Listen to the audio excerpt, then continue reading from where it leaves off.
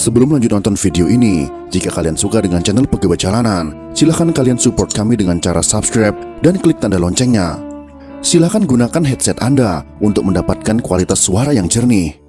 Selamat menonton.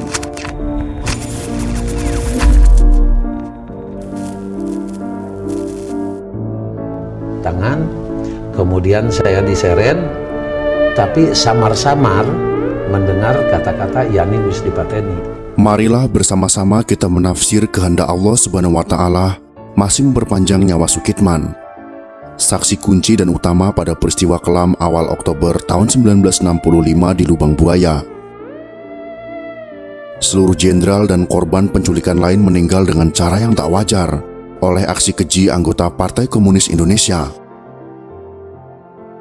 Dalam gerakan September tanggal 30 atau yang dikenal dengan Gestapo, hanya Sukitman saja yang masih hidup.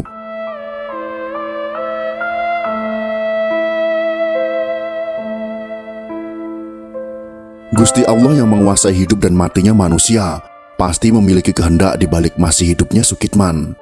Boleh kita katakan, sosok Sukitman yang lolos dari pembantaian PKI di Lubang Buaya adalah aset bangsa yang menegakkan Pancasila tetap kokoh berdiri. Seluruh panca inderanya telah difungsikan oleh Allah Subhanahu wa Ta'ala sebagai video yang merekam para PKI menyiksa 6 jenderal bintang TNI. Para PKI itu telah menistakan jenazah para jenderal dalam satu lubang sempit. Para putra terbaik bangsa Indonesia hanya diperlakukan seperti sampah oleh para PKI. Untung saja Tuhan menganugerahi kepada bangsa ini seorang agen polisi 2 Sukitman yang melihat langsung semua kejadian di Lubang Buaya. Andaikan Sukitman ikut ditumpas para PKI, bisa jadi Komandan RPKAD Sarbo Edi Wibowo akan sangat kesulitan menemukan jenazah 6 jenderal dan Letu Pierre Tendean. Tanpa Sukitman, penumpasan PKI akan sulit dilakukan. Tanpa Sukitman, PKI tidak akan dibubarkan. Tanpa kehadiran Sukitman, kita tak mampu membayangkan negeri yang berpancasila dan berketuhanan yang Maha Esa akan terus diacak-acak oleh PKI. Sudah sejak awal kemerdekaan, para PKI bengis kepada santri, kiai, semua tokoh agama, dan juga para pembela Pancasila. Tanpa Sukitman, kita tak akan mampu mempertegas kebenaran bahwa PKI memang sekumpulan manusia yang tak mengenal peri kemanusiaan. Ataukah jangan-jangan para PKI itu sengaja menyisakan Sukitman sebagai alat penebar ketakutan kepada para musuh PKI? Jika misalnya memang benar demikian, itu ternyata tak mengurangi keberanian bangsa Indonesia untuk membasmi PKI yang bengis dan keji. Yang jelas, begitu apiknya Gusti Allah membuat skenario atas perjalanan hidup Sukitman dan bangsa Indonesia. Maha suci Allah yang telah memperjalankan hambanya yang bernama Sukitman pada dini hari yang amat mencekam dan sepi pada tanggal 1 Oktober tahun 1965.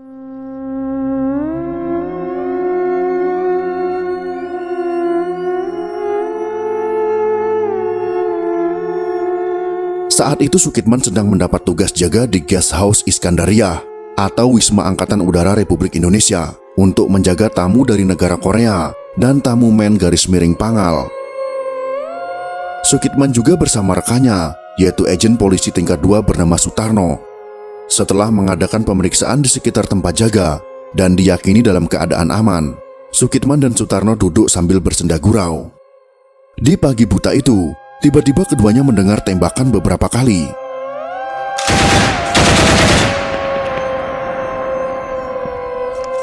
Diperkirakan itu berasal dari arah utara. Diperkirakan oleh mereka, markas besar kepolisian mendapat serangan. Dengan segera, Sukitman mengayuh sepedanya dan berpesan kepada Sutarno agar menjaga pos dengan baik. Dalam perjalanan itu, Sukitman melewati depan rumah Jenderal TNI DI Panjaitan. Namun tiba-tiba, ia dicegat rombongan orang bersenjata agar berhenti dan melempar senjata serta mengangkat tangan.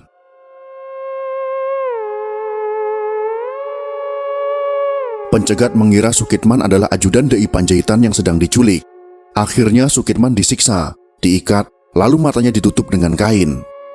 Ia diculik dan dibawa ke Lubang Buaya, lalu ditempatkan di sebuah rumah.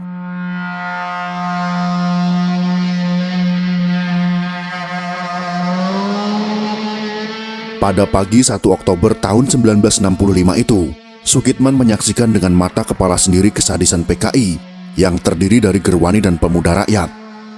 Para PKI itu menyiksa dan membunuh 6 jenderal, serta seorang perwira menengah bernama Pierre Tendean, yaitu Ajudan Jenderal Abdul Haris Nasution yang gagal diculik PKI. Dari menit ke menit, Sukitman melihat para jenderal ditusuk, ditendang, diseret ke sebuah sumur tua, lalu dimasukkan dengan kepalanya masuk terlebih dahulu, lalu diberondong dengan tembakan.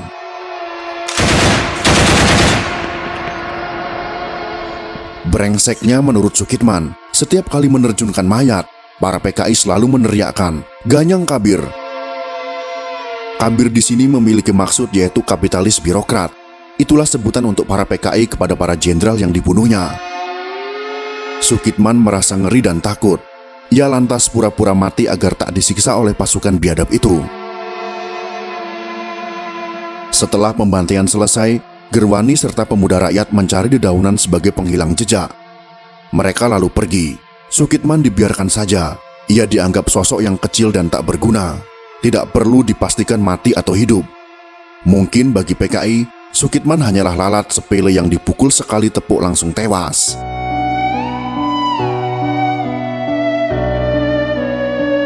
Siang hari pada tanggal 3 Oktober tahun 1965, Sukitman yang masih terikat diselamatkan oleh pasukan pemerintah. Sukitman lalu dihadapkan kepada Kolonel Sarwo Edi Wibowo, Komandan IRPKAD. "Coba kamu ceritakan lagi semua yang kamu alami," kata Sarwo Edi. Sukitman pun kembali bercerita. Meski sudah menceritakan pengalamannya berkali-kali, Sukitman tidak merasa bosan. Ia tahu ceritanya itu bisa berguna untuk mencari para korban kekejaman PKI. Karena itu Sukitman bercerita dengan lengkap tanpa ada yang terlupakan. Ia menyatakan kepada Sarwo Edi, ingin sekali membantu usaha pencarian jenazah ke-7 perwira TNI itu. Setelah bercerita panjang lebar mengenai tragedi pembunuhan para jenderal pada 1 Oktober kepada Sarwo Edi, Sukitman diminta membuat denah sumur tua tempat pembuangan mayat para jenderal itu. "Kamu," kata Sarwo Edi sambil menatap Sukitman, "ikut dengan pasukan IRPKAD yang akan melakukan pencarian. Kamu petunjuk jalannya." "Siapa?" jawab Sukitman tegas. Ada rasa bangga di hatinya. Bagi Sukitman, ini adalah tugas terbesarnya selama menjadi polisi. Sukitman pun pergi bersama Suherdi. Berbekal denah dan petunjuk yang diberikan oleh Jenderal Umar Wirahadi Kusuma, serta ingatannya atas titik letak lubang buaya, maka Sukitman pun menjadi petunjuk arah dalam proses penemuan sumur tua lubang buaya. Mayor Suherdi dan pasukan IRPKAD berangkat ke lubang buaya.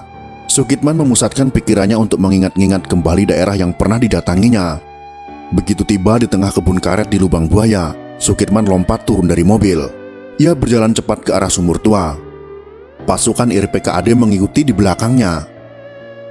Daerah itu sangat sepi. Padahal sebelum terjadinya peristiwa G30 SPKI, di situ banyak anggota organisasi massa PKI melakukan latihan militer.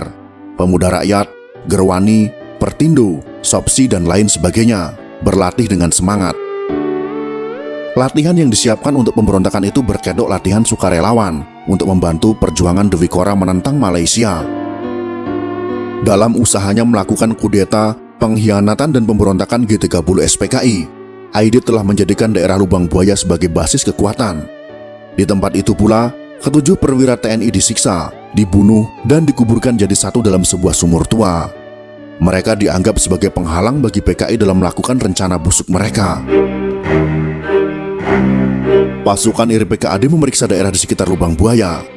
Mereka banyak menemukan bekas alat-alat yang digunakan untuk latihan kemiliteran, kertas-kertas catatan, majalah-majalah yang berasal dari Cina, peralatan makan, dan peralatan lainnya berserakan di mana-mana. Di tempat itu juga banyak selongsong peluru berserakan di hampir semua tempat, sampai ke sekitar sumur tua yang kini sudah ditimbun. Bahkan, ceceran darah yang sudah kering pun masih terlihat di sana, mendirikan bulu roma. Bukti kekejaman orang-orang yang punya niat untuk menguasai negeri ini dan mengendalikan sesuai dengan keinginan mereka. Pasukan IRPKAD memeriksa gundukan tanah bercampur sampah. Sekilas, tidak ada bedanya dengan gundukan tanah lain yang banyak terdapat di tempat itu. Untung saja Sukitman masih mengenali letak sumur itu. Pada hari Minggu, tanggal 3 Oktober tahun 1965, regu ABRI yang terdiri atas RPKAD, polisi militer, dan KKO menggali timbunan tanah itu. Akhirnya diketahui pula bahwa rumah yang berada di dekat sumur itu adalah milik seorang guru bernama Haryono. Ia dikenal juga dengan sebutan Pak Besar. Haryono inilah yang banyak membantu PKI dalam menyiapkan penyiksaan dan pembunuhan keji itu. Penggalian terus dilakukan. Bagian paling atas dari sumur bergaris tengah 75 cm itu ditimbun dengan sampah-sampah kering. Lalu, di bagian bawahnya terdapat timbunan tanah. Di bawah lapisan tanah itu ada timbunan daun singkong dan daun-daun lain. Di bawahnya ada timbunan tanah lagi. Benar-benar usaha yang luar biasa untuk menyembunyikan lubang sumur tersebut. Saat hari sudah mulai malam, penggalian tetap tidak dihentikan. Anggota pasukan yang menggali mulai yakin mereka telah menemukan sumur yang mereka cari. Timbunan sampah yang mereka temukan masih kelihatan baru, belum membusuk. Para prajurit menggali dengan semangat, tanpa kenal lelah. Sedikit demi sedikit, timbunan yang berlapis-lapis itu dikeluarkan. Di antara lapisan-lapisan itu terdapat juga batang-batang pohon pisang yang dipotong kecil-kecil. Banyaknya tanah dan sampah yang digunakan untuk menutup lubang sumur membuat usaha penggalian berlangsung lambat. Setelah menggali lebih dari 10 meter, para prajurit menemukan lapisan timbunan terakhir. Lapisan terakhir itu terdiri dari sampah kering dan potongan kain warna-warni. Mendadak para penggali mencium bau busuk yang sangat tajam.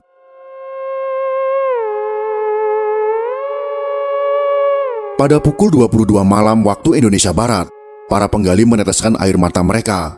Rasa haru dan geram bercampur jadi satu. Di dasar sumur itu, mereka menemukan jenazah para perwira TNI yang sudah mulai membusuk dengan posisi kaki di atas.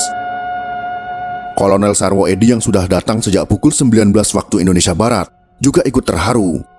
Apalagi di sana ada Jenderal Ahmad Yani, sahabatnya sejak di peta. Mereka pernah bersama-sama bertempur melawan penjajah asing. Sarwo Edi sempat tidak kuat harus menyaksikan Ahmad Yani menjadi korban kekerasan bangsa sendiri. Tak bisa dikatakan betapa perihnya rasa hati Sarwo Edi Wibowo. Sukitman pun tak kuasa menahan air matanya.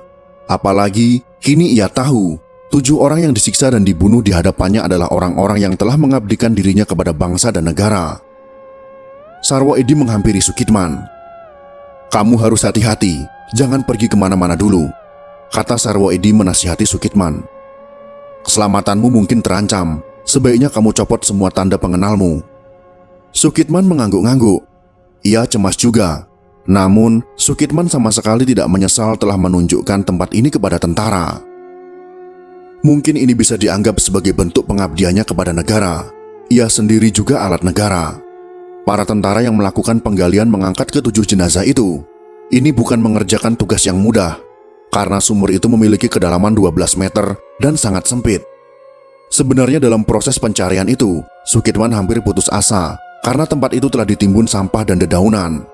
Berkat kuasa Tuhan, maka sumur itu tetap bisa ditemukan.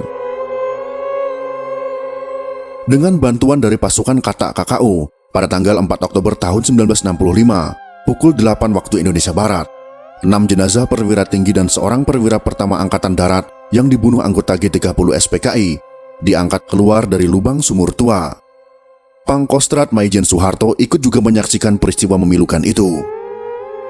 Jenazah para pahlawan revolusi kemudian dimakamkan di Taman Makam Pahlawan Kalibata, dipimpin oleh Inspektur Upacara Abdul Haris Nasution yang masih pincang.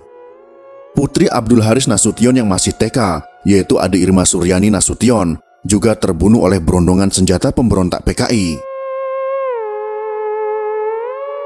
Keberhasilan dalam menumpas G30 SPKI tidak dapat dipisahkan dari keberhasilan dan kegigihan pasukan RPKAD di lapangan. Keberhasilan tersebut merupakan salah satu gambaran jiwa patriotik tanpa kenal menyerah, yang merupakan ciri khas pasukan RPKAD di bawah pimpinan Kolonel Infantri Sarwo Edi Wibowo. Jasa besar Sukitman dan kesaksiannya kemudian ditulis oleh Dr. Andes Sumarno Dipodisastro yang diterbitkan Yayasan Sukitman, Jakarta pada bulan Maret tahun 2006, setebal 92 halaman. Buku tersebut berjudul Kesaksian Sukitman Penemu Sumur Lubang Buaya. Itulah sekelumit kisah tentang tragedi 6 bintang dalam satu lubang. Berkat jasa agen polisi Sukitman, maka semua kejadian itu dapat terbongkar. Kita sebagai generasi penerus bangsa ini patut mengucapkan terima kasih kepada Agen Polisi Sukitman yang telah memberikan kesaksian tentang kejadian G30 SPKI. Jika tidak ada Sukitman, mungkin kejadian tersebut tidak pernah terbongkar dan PKI pasti menguasai negeri ini. Jika kalian suka dengan video ini, silakan berikan jempol ke atas. Dan jika kalian menganggap video ini bermanfaat, maka bagikanlah untuk teman-teman Anda yang lain. Terima kasih sudah menonton.